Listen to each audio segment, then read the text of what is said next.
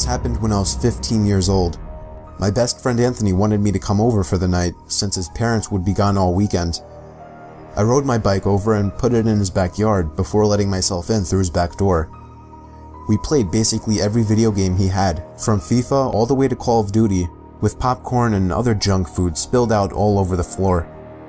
As the night progressed, we moved from video games to watching half a movie and getting bored to doing prank calls at close to 10 o'clock. Anthony made a few calls to different pizza places. When it was my turn, I just dialed a few random numbers in hopes to get someone at their house. On, say, my fourth attempt, I finally reached somebody.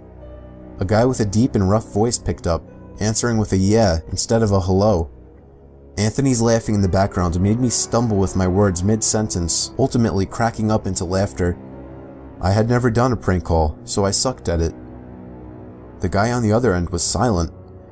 I regained a straight face and tried to continue with the call. It went something like this. Sir, would it be alright if I borrowed one of the wheels from your car? What's your name, kid? My name is Bob. Really? You sure it's not Anthony? It hit me like a brick.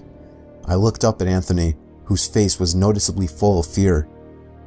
I hung up the phone, not wanting to be on the line with whoever that was for another second.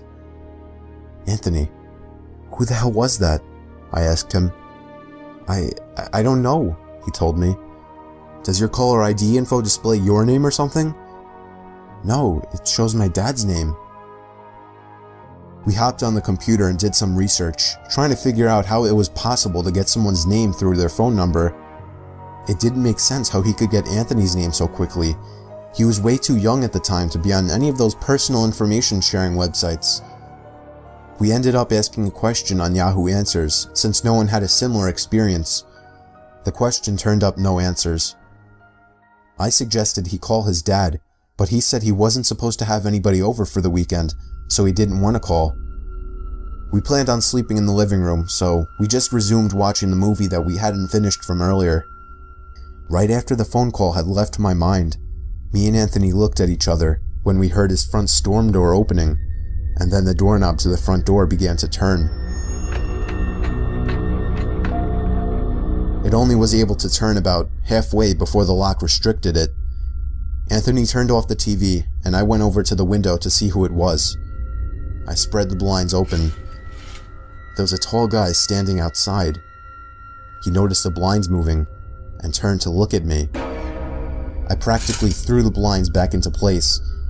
Me and Anthony hid in the kitchen, listening for any more noises. We heard the sound of the gate to the backyard opening, as it was right outside the kitchen window. God damn it, I said. I forgot to shut the back door. Anthony urged me to run and shut it. I made it to the hallway leading to his back door, and froze. There was a silhouette standing outside the back door. I don't think he noticed me, but he was surely looking into the house. He opened the door and stepped inside. I tiptoed to the kitchen and motioned for Anthony to follow me upstairs. We made it to his room as quietly as possible, pulling the door shut to avoid making any noise. We crawled under his bed. He had cloth covering the bottom of his bed, so you couldn't see anything under it unless you actually moved the cloth. The doors downstairs all opened, each one getting closer to the stairs. Thumps finally began up the stairs, and he was right outside the door now. The door to the room opened. I could hear Anthony's breathing. It was too loud. Footsteps moved over to the closet, and then the closet opened. I could hear the coat hangers being slid around as the fabric of the jackets and coats rubbed against each other. Footsteps moved over to the bed and stopped. I felt like my heart was about to explode out of my chest. Anthony's breathing was too loud. I had to cover his mouth with my hand. Nothing but silence in the room now. We laid still for so long, I almost thought he wasn't even in the room anymore. I moved my hand away from Anthony's mouth and whispered in his ear, "You think we can make a run for it?"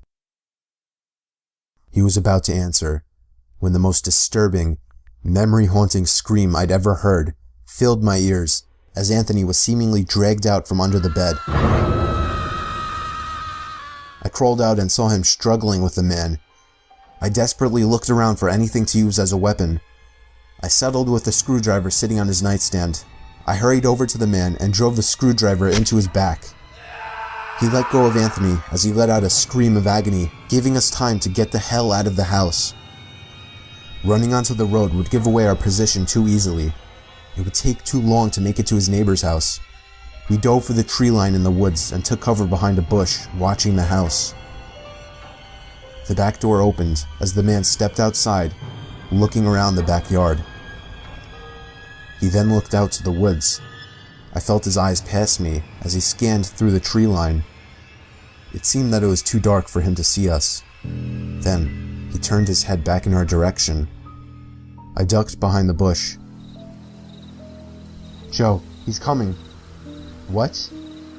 Dude, get up, we gotta run. He was right. The man was approaching us fast. How could he have seen us? We ran through the woods with the leaves crunching under us, giving away our position. When Anthony tripped over something, I crouched down with him, hoping we had run far enough. Not even 20 seconds later, oncoming footsteps from the direction we were running from came fast. They slowed down only 2 trees away from us as we lay face down in the leaves. Moments later, the footsteps take off in another direction. We waited until we could no longer hear them and took off back in the direction of the house.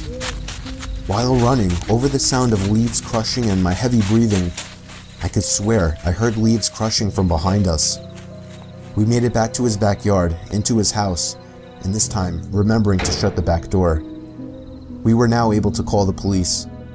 Anthony stayed on the line with them, while I patrolled the back windows, making sure nobody was out there. It was so dark though, I couldn't see anything. So I did something that seems stupid today. I turned on his backyard lights, and immediately in the distance, over by the woods, I saw him, standing in front of a big tree. He turned off back into the woods and disappeared out of sight. That was the last time me or Anthony ever saw him. I would be lying if I told you we heard the occasional knocks at our windows or something cliche. No, that was it. 5 years have passed and nothing has happened. Do I wonder if it was somehow linked to the prank call? Maybe. Does it make sense? Not really.